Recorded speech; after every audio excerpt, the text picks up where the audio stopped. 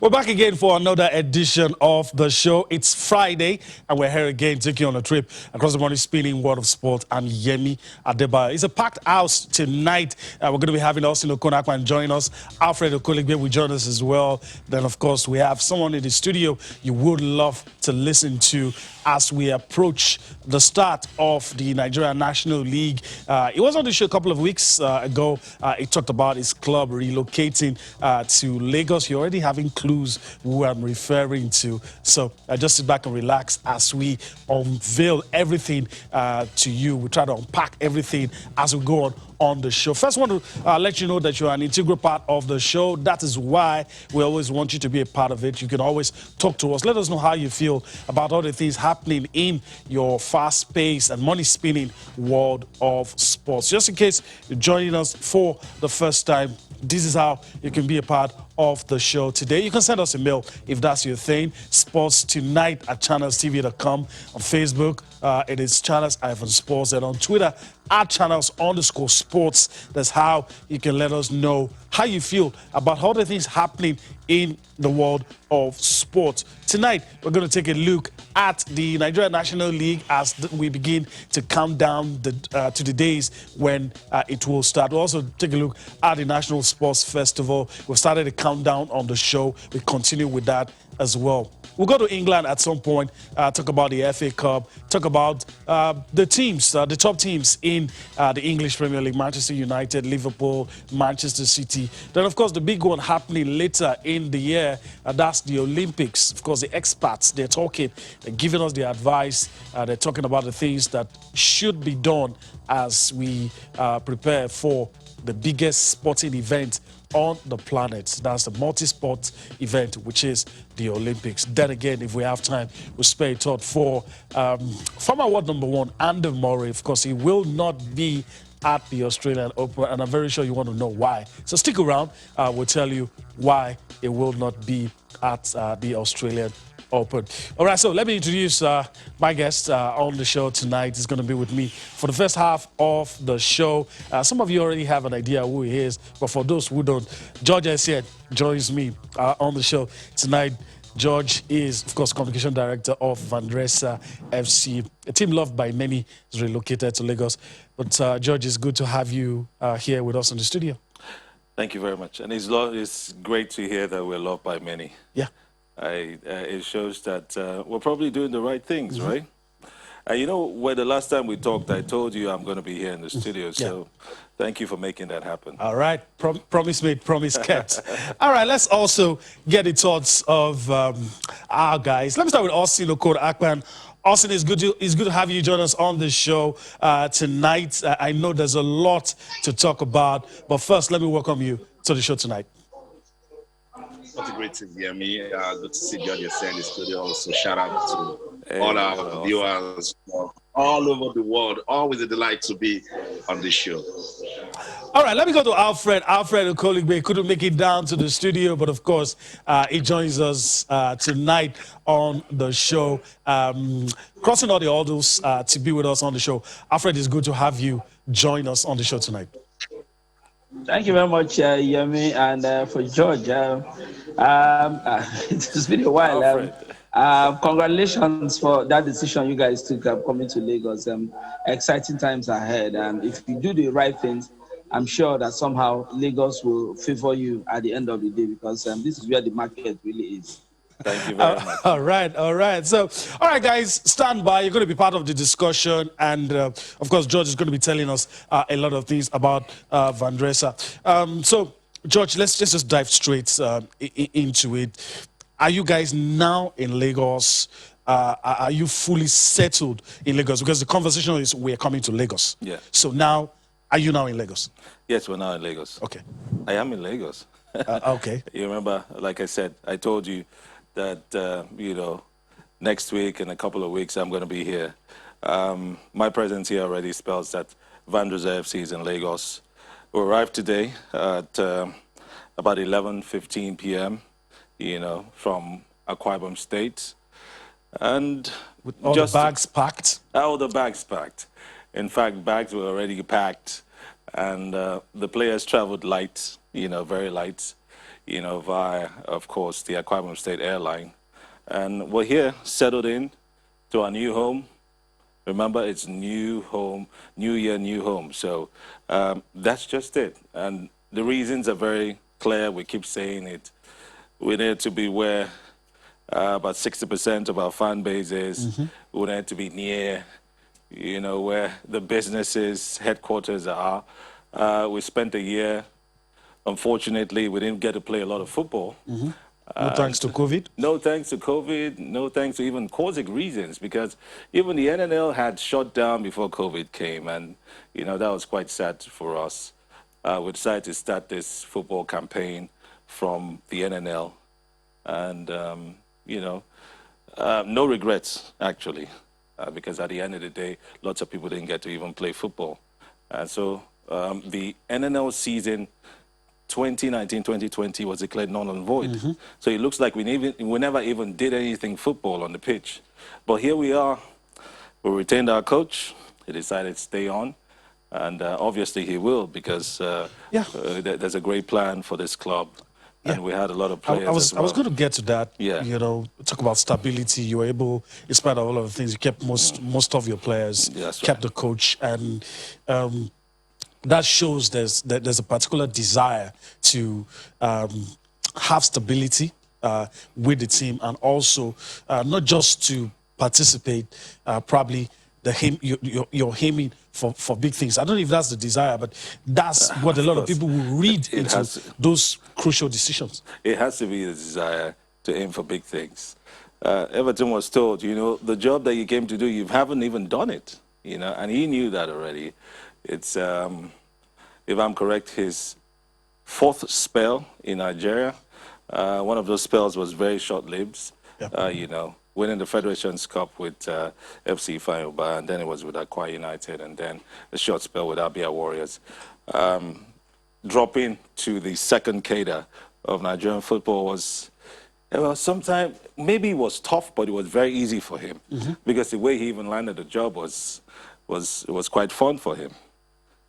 He went to London, watched games, and then he instantly agreed that this is the kind of club that I want to be with. So whether they're in the second division, he certainly wants to be with them. Right. So we maintain that stability because we know where we're going. I'm going to ask you a question, then I'll allow Austin and Alfred pitch in to probably have one or two things to say about Vandrezzer coming to Lagos. You talked about the huge fan base that you have and the large chunk of that fan base right here in Lagos. But I want to ask a question that we've been asking a lot of people, and you occupy a position which makes you able to answer that question. A large part of this season is going to be played without fans. It appears so.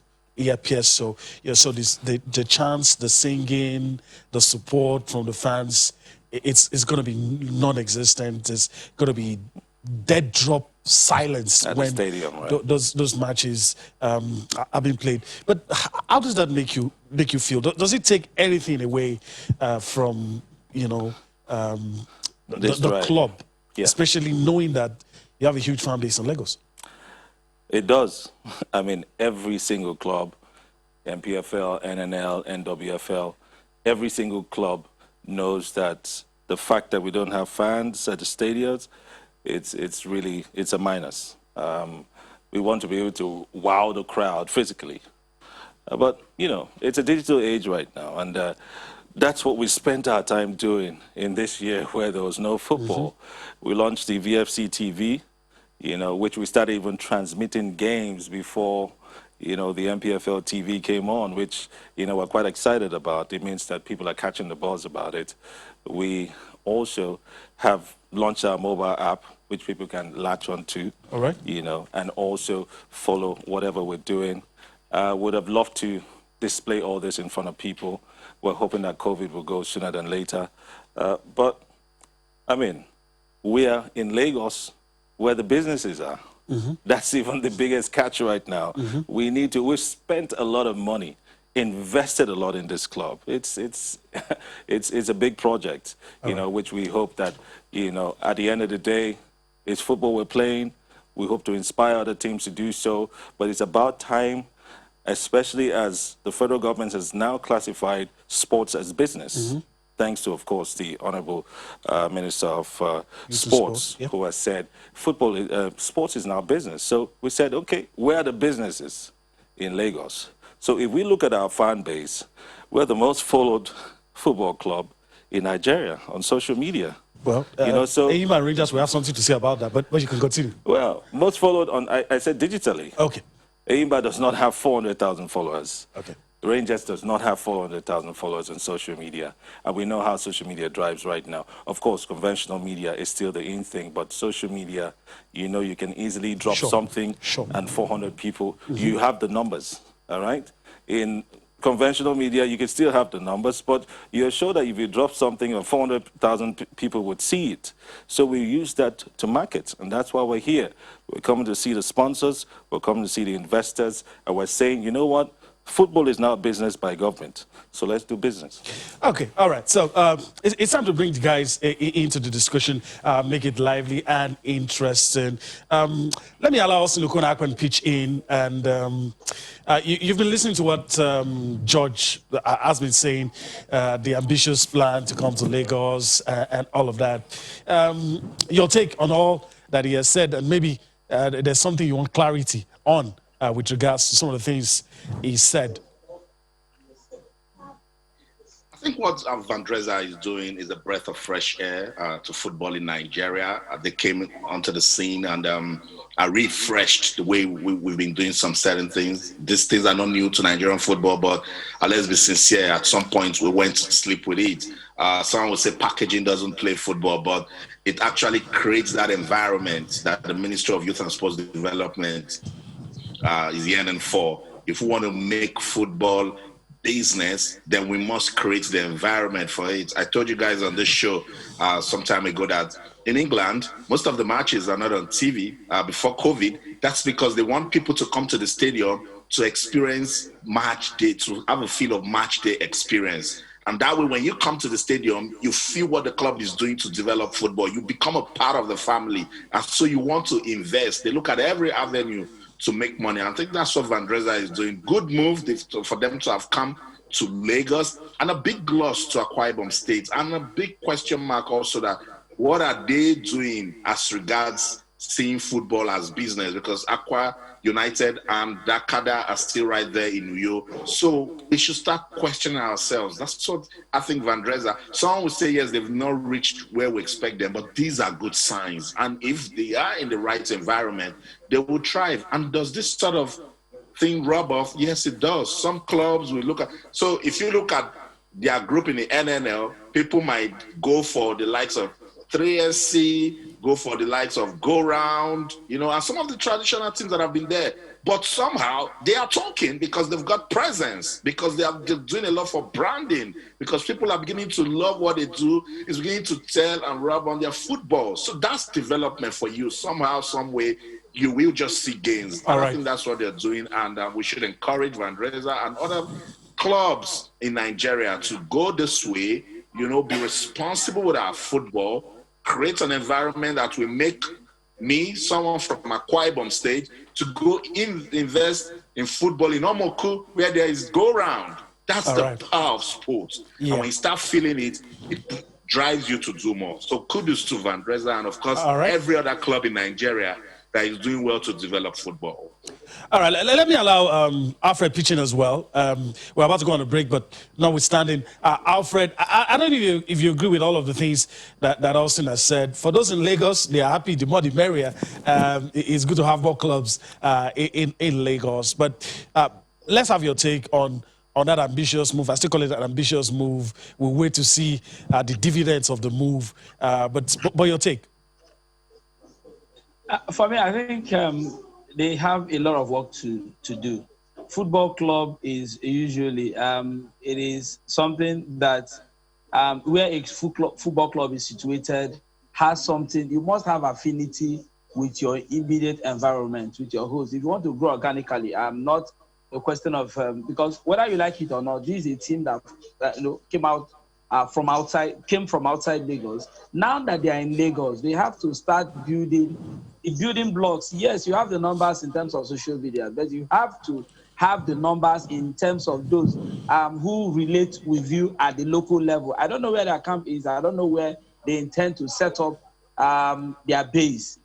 You look, for example, you go to Agege, any young man you see in and around Agege will tell you MFM. It is the power of your immediate environment and what it does to a football club. And we've seen this model. Why we appreciate what Vendrezzer is doing is because the little intangibles that clubs have overlooked, the presence in social media, the way you put out yourself to be able to, the way you market yourself to be able to attract the funds that sponsors want to bring in.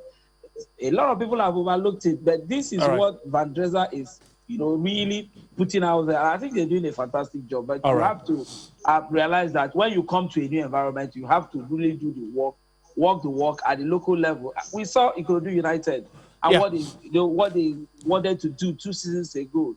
The hospitality, the fun of going to the stadium, then Odikon Stadium, then, and what they wanted to do. At some point, it fizzled out. That's why you need the base, you need the support at the base. Yes, you have the numbers in terms of how do you convert it to cash. That's what I think they need to do. That's a problem that needs to be solved. All right, I want us to quickly listen to the captain of the club. Those are the stakeholders, the ones playing the football, all of the things that they're doing from the communications angle has to tally with the results on the field. So let's listen to captain of the club, of course, speak ahead of the new season. Then we'll come back for more on Sports Tonight.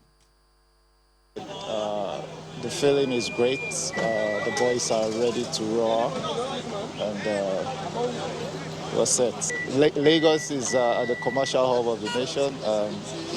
Akwa Ibom has been home for us for the past 1 year, and leaving Akwa Ibom to Lagos is quite emotional. But what can we do? We are home already in Lagos, and that is what it is. We are happy to come to Lagos. We feel very happy to come here, and it is a few days to the league start. We are very happy to be here. It's a more than 1 year now we don't play league game. It's a very happy. We feel that the game is come for us. We are ready when the games came. It's a very, very, very good that we're feeling match situations. The players is very happy. Everybody is excited for the first game. All right, that's it. Judge, we're about to go on a break, but let me ask you, some of the things Alfred talked about, I mean, if you're talking about fans, I need a quick response from for this question. Where are you guys based now and camp? A lot of the fans would love to come and see your trainings and stuff like that. Stadium. We were sharing the stadium with MFM. So there must have been an arrangement. Obviously, on the day.